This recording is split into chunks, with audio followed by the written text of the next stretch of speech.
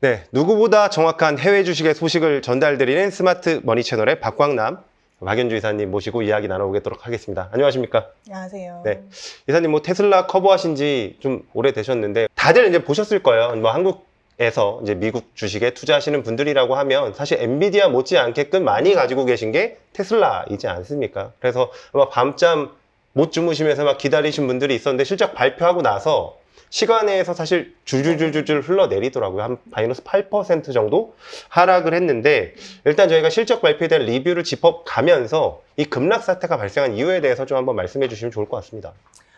네, 우선 이제 최근에 이제 판매량 발표가 있었잖아요. 네. 그래서 이제 전기차 판매량도 생각보다 괜찮았고, 또 특히 이제 에너지 부분 실적이 워낙 좋다 보니까 2분기 실적이 나쁘지 않을 거다라는 기대감이 형성돼 있었던 사실 상황이었죠. 저도 그 부분을 보고 이거 생각보다 숫자가 예상치보다 높게 나오는 거 아니야? 라는 네. 기대가 있었습니다. 네, 사실 테슬라 이달 초에 테슬라의 2분기 인도량이 시장 예상치를 대략 한 2만 대 정도 상회하는 44.4만 대 정도로 발표가 되면서 이익에 대한 기대치가 좀 높긴 했었죠. 사실 실제로 에너지 부분은 생각보다 잘 나왔습니다. 근데 문제가 이제 자동차 부분, 전기차 부분의 이 수익성이 생각보다 상당히 안 좋았는데요. 네. 판매 가격 인하도 판매 가격 인하였지만 이제 구조조정 비용 같은 이제 비용이 생각보다 많이 증가를 했고, 또 영업 비용 측면에서도 이제 AI 쪽 투자가 늘어나면서 영업 비용도 생각보다 많이 늘어나면서 전체적으로 비용이 생각보다 많이 늘어나서 이제 수익성이 생각보다 안 좋았던 상황입니다. 네, 방금 말씀하신 것처럼 이번 실적 발표 때 일회성 비용이라고 볼 수 있는 이제 정리해고였었죠. 근데 그 네네. 부분은 사실 일회성이라고 좀 볼 수 있지 않을까요? 그 부분은 그런데요. 근데 3분기 같은 경우도 사실 이제 그 컨퍼런스 콜에서도 언급이 있었지만 이제 관세가 이제 중국산 전기차가 유럽으로 이제 넘어가면서 관세가 이제 부과가 되기 시작을 할 거라서 그 부분이 실적 영향을 줄 수가 있고, 또 한 가지 컨퍼런스 콜에서 언급이 2분기 때 굉장히 좋았던 에너지 부분이 계속 좋기는 할 건데 이게 워낙 수주 산업이다 보니까 분기별로 왔다 갔다 할 것이다 이렇게 언급을 하면서, 그럼 이제 3분기는 에너지도 좀 불확실한데 전기차 부문도 이제 크게 회복이 안 될 것 같은 이제 그런 상황이 됐다라고 보시면 될 것 같습니다. 네, 방금 말씀하신 걸 종합해 보면 이미 컨퍼런스 콜에서 다음 분기에 대해서 조금 이제 어떻게 보면 실적에 대한 부분들은 좀 기대치를 네. 좀 낮춰놨다라고 봐야 되는 상황일 것 같네요. 관세 부분을 말씀해 주셔서 그런데 사실 지금 중국에서 이제 유럽에서 중국산 전기차에 대해서 관세를 부과를 하고 이제 몇몇 기업 같은 경우에는 좀 별도 관세율을 좀 신청을 했다. 뭐 테슬라도 신청한 걸로 알고 있는데 이 부분도 아직까지는 불확실성의 요인으로 봐야 된다라는 말씀이신 거죠? 네, 그렇죠. 그러다 보니까 2분기가 안 좋은 것도 안 좋은 건데 당장 하반기를 봤을 때 이제 실적이 계속 좀 불확실해 보이고, 근데 또 주가는 최근에 2분기 판매량 발표 이후에 상당히 좀 많이 올랐다 올랐죠? 보니까 네, 그 부분이 이제 같이 작용을 하면서 주가가 좀 크게 조정을 받는 것으로 보고 있습니다. 네. 사실 이 부분에서 좀 드리고 싶은 질문이 있습니다. 투자자분들도 아마 이 부분 때문에 테슬라를 투자하셨을 거라고 보긴 하거든요. 왜냐하면 이 테슬라를 자동차 기업으로 보느냐 아니면 소위 AI 기업 혹은 로보틱스 기업으로 보느냐에 따라서 관점이 좀 많이 다를 수가 있을 것 같아요. 왜냐면 이번 실적은 뭐 누가 보더라도 자동차 부문에 좀 부진이 큰 영향을 미친 게 아니냐라고 좀 질문을 드리고 싶긴 하거든요. 네네, 맞습니다. 사실 테슬라가 이제 주가의 변동성이 되게 큰 이유가 밸류에이션이 일반적인 자동차 회사보다 상당히 높은 편이거든요. 네, 저도 방금 전에 보고 왔더니 네. 100배 그렇죠. 넘어가더라고요. 사실 뭐 네. 항상 100배긴 한데 네. 보통 테슬라는 그 이후에는 이제 사실 전기차 부분의 가치만으로는 테슬라의 현재의 기업 가치를 설명할 수는 없습니다. 저희도 전기차 회사라고 했으면 추천을 안 했을 거고요. 전기차 회사라고 본다 그러면 사실 훨씬 더 싸고 좋은 전기차 회사들이 많고, 테슬라를 이제 뭐 좋게 보는 핵심들은 보통은 이제 전기차가 아니라 자율주행이나 로보틱스 같은 이제 이런 AI 부분의 잠재력에 이제 포커스를 하는 건데요. 문제는 그 AI 부문이 실적에 지금 당장 반영되는 것이 아니기 때문에, 그러면 이제 현재 주가 대비 주가는 굉장히 비싸 보이는데 당장 전기차 실적은 또 안 좋으니까 그런 부분들이 주가의 변동성으로 지금 나타나는 것이고, 우리가 이제 기대하는 그런 자율주행이라든지 로보틱스의 모멘텀은 사실 정확히 언제 이게 딱 구현이 될 거다라는 걸 알 수가 없기 때문에, 그러다 보면은 계속 이제 주가가 비싸다, 뭐 주가가 출렁이고 이제 이런 현상들이 이제 이어질 수 있다는 우려가 있는 것이죠. 네, 사실은 이제 말씀하신 것처럼 테슬라 같은 경우에 특히 또 머스크 타임이라는 이야기들이 좀 굉장히 많았고, 당장 최근에만 하더라도 원래 로보택시 출시 일자를 뭐 8월 8일이었다. 이것도 뭐 2달 정도긴 하지만 10월 10일로 좀 미뤄진 사태가 좀 있긴 해서 그런 불확실성으로 단순히 이제 그런 미래 성장성만 보고 투자하기에는 당장의 눈에 보이는 수치들이 좀 좋지 못한 부분이 좀 부각이 됐다라고 네. 말씀을 좀 해주신 것 같긴 합니다. 하지만 그럼에도 불구하고 저희가 이 컨퍼런스 콜 내용을 보면 그래도 좀 주목할 만한 이 네. 테슬라의 미래 성장성을 좀 이렇게 견인해 줄 만한 이야기들도 좀 나왔던 것 같습니다. 관련해서도 좀 소개를 해주시면 좋을 것 같은데, 일단은 첫 번째 포인트로 좀 질문을 드리고 싶은 게 뭐 완전히 콩콜 내용은 아니지만 미 대선이 아, 네. 사실 상당히 영향을 줄 수밖에 없을 것 같아요. 이 그렇죠. 부분에 대해서 네. 이게 가장 단기적으로는 테슬라 주가에 영향을 많이 미칠 것 같은데 어떤 음. 이슈로 저희가 좀 짚어봐야 될까요? 아, 네. 일단은 트럼프가 이제 대통령이 만약에 되면은 전기차에 지금 보조금을 주고 있는데요. 그 보조금을 삭감할 수 있다. 그리고 전기차 의무화도 이제 규제를 없앨 수도 있다. 이렇게 이제 언급을 한 상황이죠. 테슬라가 사실 미국에서 판매하는 비중이 전체의 한 20, 30% 정도 되고, 그 중에서 한 60, 70% 정도는 보조금을 받고 있는 걸로 보고 있습니다. 그러면은 뭐 7,500불 정도를 받는다고 하면은 그래도 전체 자동차 가격 한 10% 가까운 보조금을 받는 거니까 꽤 의미 있게 받고 있는 거죠. 그래서 그게 이제 없어질 수 있다는 리스크가 최근에 좀 부각이 됐었고요. 또 하나는 이제 크레딧 매출이라고, 네. 다른 자동차 회사들이 이제 그러니까 신에너지 차를 전기차를 못 팔면은 그거에 대한 이제 페널티가 있어서 그걸 판매를 하는 이제 그런 부분들이 있는데, 그 부분도 이제 일부 영향을 받을 수 있는 그런 리스크가 있는 건 사실이고요. 다만 이제 그런 부분들에 대해서 테슬라 일론 머스크도 여러 번 얘기를 했지만, 사실 일론 머스크는 이제 전기차 보조금은 폐지돼야 된다라고 네, 이제 그런 전부터 얘기를 사실 했어요. 주장을 네, 해왔습니다. 네. 그 이유는 보조금에 기반해서 이제 전기차 산업이 성장하면 안 되고 자체적인 원가 경쟁력을 가지고 성장을 해야 된다는 주장이었던 거고요. 그래서 실제로 이제 내년 상반기에 지금보다 조금 더 저렴한, 그래서 전기차를 이제 출시를 할 예정이라서, 만약에 내년 초에 뭐 실제로 트럼프가 대통령이 돼서 보조금이 삭감이 되더라도 그 시기 정도에는 좀 더 저렴한 차가 나와서 뭐 보조금 정도의 원가 절감은 제 생각엔 가능할 것 같거든요. 그런 부분들로 좀 어느 정도 상쇄가 되지 않을까 이렇게 생각을 하고 있습니다. 사실 말씀하신 포인트가 이 기업의 전반적인 산업 상황을 보는 데는 저는 되게 중요하다라고 생각을 하는데, 네. 만약에 보조금이 없었을 때 네. 이제 테슬라 같은 경우에 저희가 최초로 가격 인하를 했을 때 본격적인 치킨 게임이 시작됐다라는 언론 이야기가 굉장히 좀 많았습니다. 어떻게 보면 네. 그런 것들을 염두에 두고 우리는 보조금 없어도 이익이 나는 회사야. 구 트위터인 X죠. 거기에도 일론 머스크가 직접 얘기를 했던 것 같습니다. 우리 기업에 대해서 착각하시는 부분이 있는데 우리는 보조금이 없어도 네. 영업이익이 나는 회사다. 네. 라는 이제 이야기를 했기 때문에 경쟁사 관점에서 바라봤을 때는 긍정적일 수는 있지만, 그렇다고 하더라도 전체 시장이 사실은 좀 뭐 쪼그라드는 영향은 어쩔 수 없지 않을까. 근데 그거를 해소하는 방법 중에 하나로 약간 저렴한 모델의 출시 얘기를 했죠. 네. 컨퍼런스 콜에서는 어떤 내용이 나온 겁니까? 사실 이제 기존에 했던 얘기가 이제 다시 반복이 됐던 거였는데요. 네. 이제 지난번 이제 실적 발표 때 조금 더 저렴한 버전을 준비를 하고 있고, 그걸 이제 25년 초, 25년 상반기에 이제 출시를 하겠다라고 이야기를 했었고요.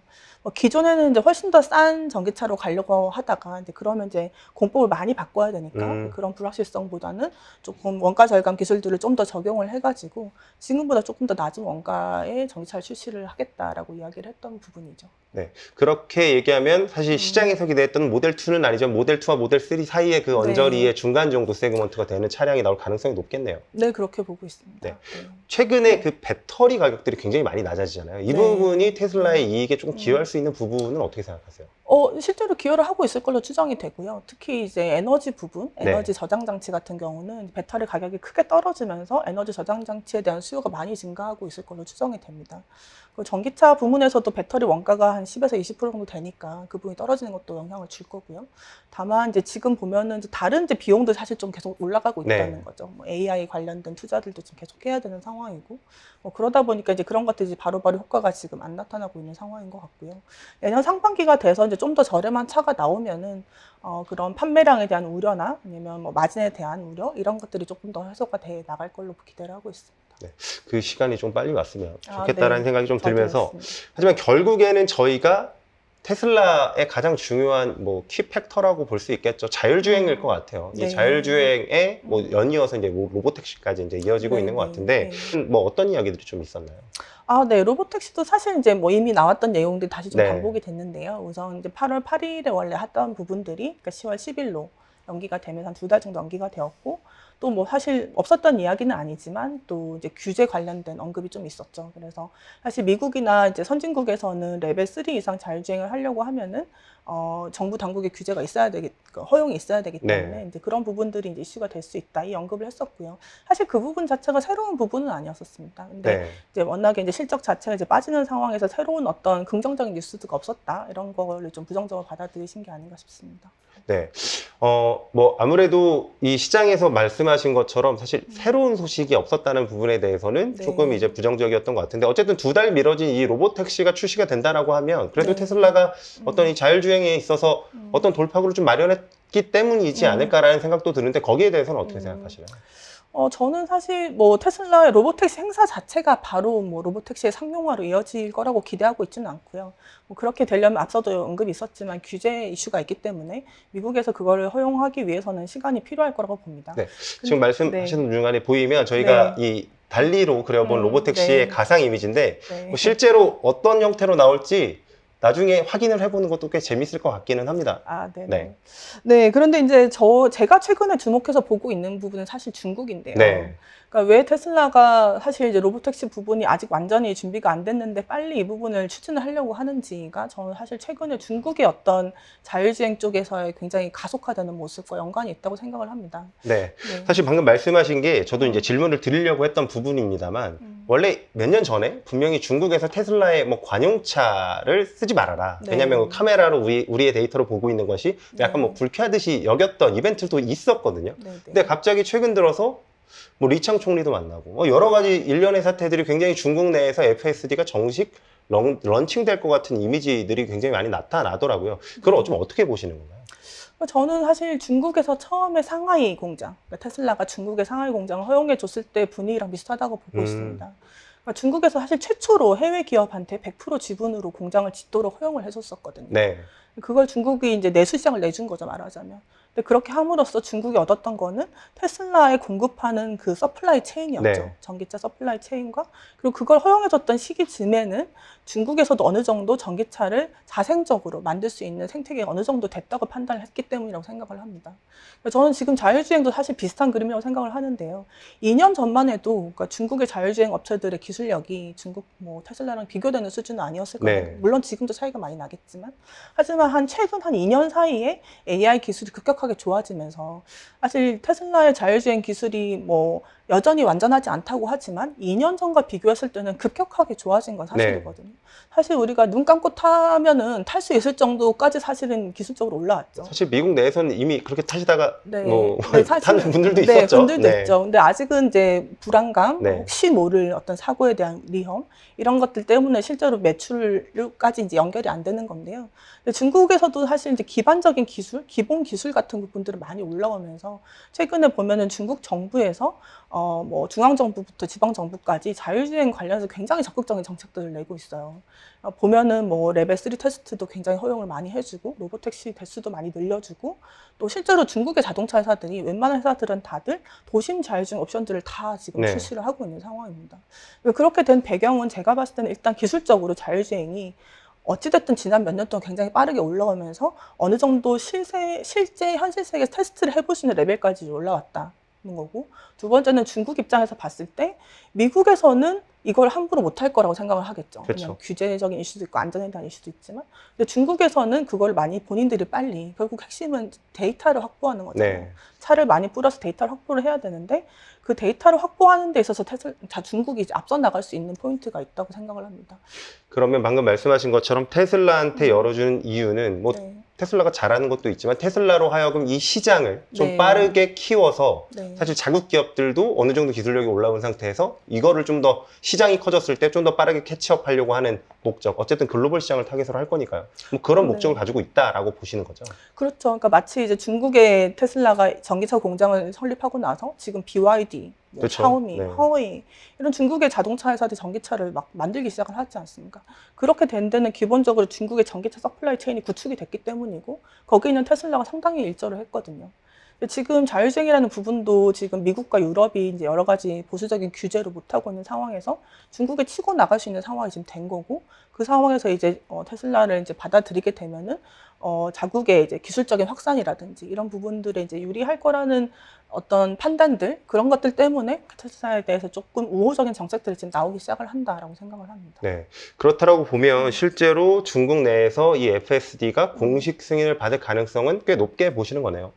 네, 아무래도 뭐 정치적인 문제니까 뭐 여러 가지 변수들도 있고 또 좀 대선도 있고 이러다 보니까 뭐 저희가 뭐 단언해서 얘기할 수는 없지만 경제적으로 봤을 때 중국의 입장에서는 충분히 그럴 요인이 있고, 테슬라 입장에서도 사실 미국이나 유럽의 소비자들은 그 자율주행에 대한 그 호의도, 자율주행을 쓰고 싶어하는 그런 용의가 그렇게 높지 않다는 거죠. 왜냐하면 이미 운전들 다 잘 그렇죠. 하시는, 보통 나이가 있는 분들이 이제 차를 사시기 때문에. 근데 중국은 굉장히 젊은 소비자들이 많고, 실제로 이제 최근에 맥킨지 서베이 같은 거 보면은 네. 중국의 소비자들이 이제 프리미엄 자동차를 사는 이유 중에서 제일 중요한 이유 중에 하나가 더 나은 자율주행 옵션, 더 나은 그 디지털 콕핏이라고 해서 이제 자동차 들어갔을 때 여러 가지 디지털 기능들 있잖아요. 그런 것들이 기존의 이제 프리미엄 자동차 회사들은 사실 소프트웨어적인 한계 때문에 그런 뭐 자동 주차라든지 이런 것들은 잘 안 된단 말이에요. 근데 지금 중국의 전기차들은 다들 이제 보통 자체 개발한 OS 운영 체제를 사용을 해서 디지털 경험을 굉장히 좋게 만들어주고 있고, 그런 것들을 실제로 서베이를 해봤을 때 소비자들이 선택을 하는 이유였다는 거죠.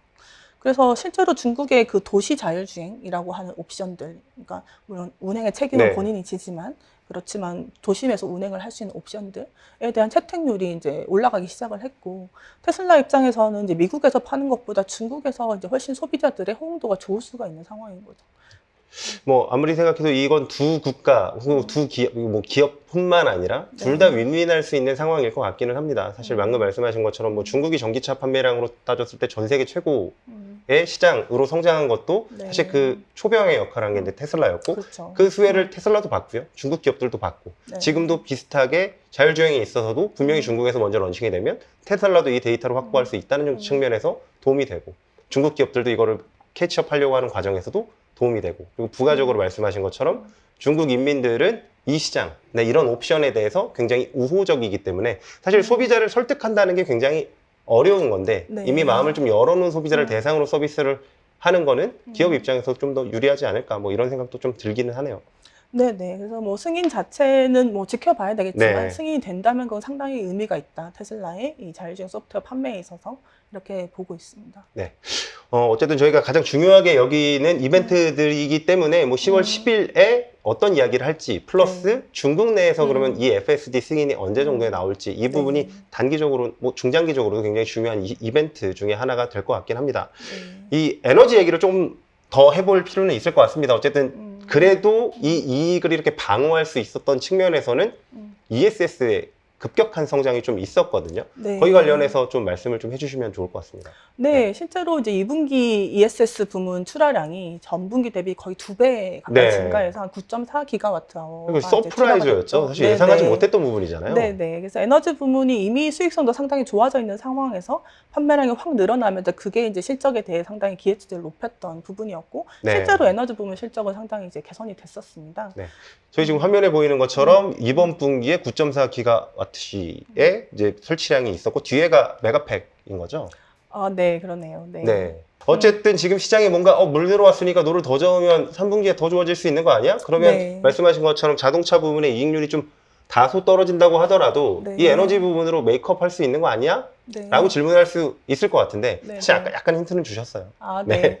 네. 일단 이거는 이제 보통 수주 산업이기 때문에 네. 어떤 프로젝트를 하는 거다 보니까 그 프로젝트는 이제 인식이 되는 때가 있고 안 되는 때가 있죠. 그래서 이번 실적 발표 때도 이제 분기별로 변동성이 있을 거다는 언급을 했었고, 한 9.4기가와트 아워 정도면은 거의 지금 현재 캐파로 봤을 때는 거의 풀 생산을 하고 있는 캐파거든요. 그래서 3분기가 뭐 당장 더 좋다 이렇게 예상을 하기는 조금 어려운 부분이 있습니다.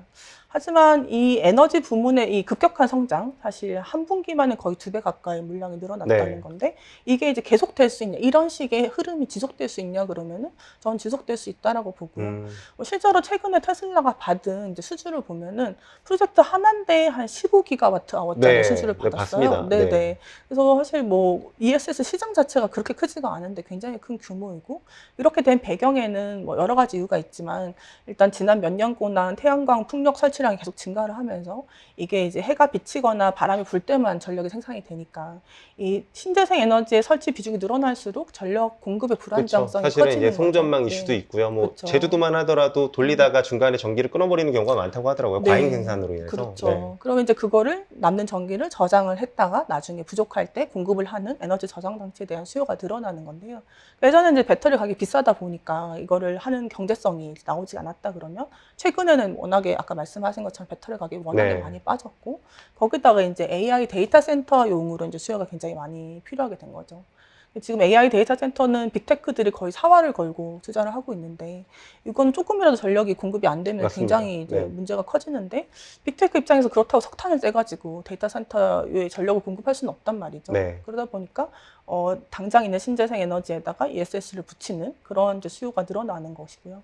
그래서 사실 이런 부분들은 저는 상당히 구조적으로 이게 뭐 분기별로 변동성은 있겠지만 또 4분기 또 내년 이렇게 갔을 때 이제 실적 성장이 계속 나올 수 있는 그런 부분이라고 보고 있습니다. 네, 방금 말씀해 주신 것처럼 사실 2분기에 제가 매출 비중을 보니까 대략 한 10% 정도가 에너지 부분에서 좀 나왔더라고요. 근데 네. 이게 뭐 당장 3분기에 크게 진행되기는 어렵다고 하더라도 연간 그다음에 이제 이렇게 좀 늘려서 보면 지속적으로 성장하는 네. 그림이 기대가 된다라는 말씀이시죠. 사실 네. 뭐 시장에서도 원하는 건 네. 뭐 성장률의 증액 음. 아니겠습니까? 뭐 네. 그 부분으로 지켜보면 될 것 같고, 좀 마지막 질문을 드려봐야 될 것 같습니다. 최근에는 사실 뭐 전기차도 자율주행도 네. 뭐 이런 것보다도 보고서도 쓰셨어요. 네. 예.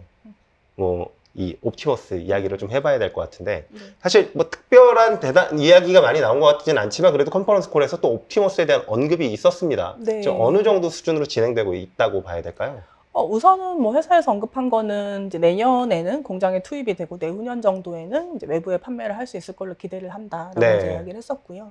실제로 최근에 이제 피규어라고 이제 오픈 AI에서 투자를 했던 휴머노이드 회사가 BMW 공장에 들어가서 이제 일을 하는 영상을 발표를 하기도 했었죠. 그래서 이런 부분들도 사실 이 굉장히 그 지수 함수적으로 성장을 할 거라고 생각을 하는데요. 그러니까 예전에는 로봇들한테 뭔가를 가르쳐 주려고 하면은 이걸 하나하나 다 프로그램을 짜줘야 그렇죠. 되고, 뭐 하드 코딩이라고 하더라고요. 네, 굉장히 네, 어렵다고 굉장히 하더라고요. 어렵고 네. 어떤 변수가 생기면은 네. 변수 하나하나 다 대응을 해줬어야 됐었는데, 최근에 이제 이런 파운데이션 모델이라는 것이 이제 챗GPT 같은 것들이 나오면서 세상에 대해서 어느 정도 이해를 하고 있는 상태에 이제 머리를 만들어 줄 수 있게 된 것이죠. 그러면서 이제 로봇의 이제 인지나 판단 능력이 굉장히 좋아지고, 학습하는 데 있어서도 예전에는 이제 이 하나하나를 다 따로따로 학습을 했었어야 된다 그러면은, 최근에는 이제 로보틱 파운데이션 모델이라고 해가지고 이제 아예 어떤 행동들을 일관적으로 할 수 있는 그런 모델들에 대한 발전들도 뭐 엔비디아를 마찬가지로 해서 네. 지금 진행이 되고 있는 상황이죠. 테슬라 같은 경우도 사실 이미 2, 3년 전, 2년 전이었죠. 2년 전에 이제 이런 시장이 올 거다, 우리가 투자를 할 거다 이렇게 언급을 했었고, 지금 현재 이제 그 부분에 대해서 이제 진행을 하고 있는 상황입니다. 그래서 뭐 물론 이제 이게 항상 뭐 테슬라는 그렇지만 새로운 것이고 새로운 시도다 보니까 이런 여러 가지 변수들이 있지만, 전체적인 흐름으로 봤을 때는 이 AI의 발전이 로봇이라는 분야에 굉장히 큰 어떤 드라이브를 지금 걸고 있고, 테슬라가 그 부분에 대해서 잘 준비를 하고 있는 건 사실이고요. 특히 공장같이 이제 좀 상대적으로 좀 제한된 환경, 그렇죠. 역할이 네. 좀 정해져 있는 정해져 거잖아요. 있는 하는 환경. 일이 정해진 그런 환경. 부분에 적용을 하는 거는 저는 내년에 가능할 가능성이 높다. 그래서 그게 되면은 또 그건 테슬라한테는 굉장히 이제 기업 가치 측면에서 의미 있는 이벤트가 될 거다라고 생각합니다. 네. 사실 뭐 말씀하신 것처럼 어떤 공정에 바로 투입이 될지는 모르겠지만, 예전에 일론 머스크가 이 자동차의 공정에서의 병목을 네. 어느 구간에서 주로 많이 발생하는지 뭐 이런 얘기를 한 적이 있는데, 네. 뭐 소위 그런 분야에 옵티머스가 들어가서 역할을 해준다라고 하면 네. 사실 사람은 24시간 일할 수 없잖아요. 네, 그렇죠. 네. 하지만 로봇은 24시간 일할 수 있는 상황이 되기도 하니까요. 그리고 방금 말씀해 주신 것처럼 사실 뭐 아마존 같은 경우에도 에즐런트 쪽에서의 로봇을 이미 공장에, 자체 공장이라기보다는 물류센터에다가 네, 이미 네. 넣고 있는 거죠. 거기도 말씀하신 것처럼 꽤 한정적인 일을 하다 보니까 바로 투입이 가능했던 부분이 있는 것 같거든요. 네. 그런 부분들을 찾아낸다고 하면 이 부분도 실제 일론 머스크 혹은 이 컨퍼런스 콜에서 얘기한 것처럼 25년에 자체 공장에 투입을 하고 네. 26년에 외부 판매를 하겠다. 근데 사실 26년이 그렇게 많이 남은 게 아니거든요. 그렇죠. 네. 네. 네. 그래서 궁금하긴 합니다. 네. 이번에 진실이길 바라기도 하고요. 네. 아, 네. 네, 테슬라에 대해서 저희가 방송을 준비했는데 좀 더 디테일한 내용들은 보고서를 통해서 확인하실 수가 있으니까 보고서 참고해 주시면 좋을 것 같습니다. 개인적으로 오늘 밤에 변동성이 좀 잦아들기를 좀 바라면서 네. 인사드리도록 하겠습니다. 수고 많으셨습니다. 감사합니다.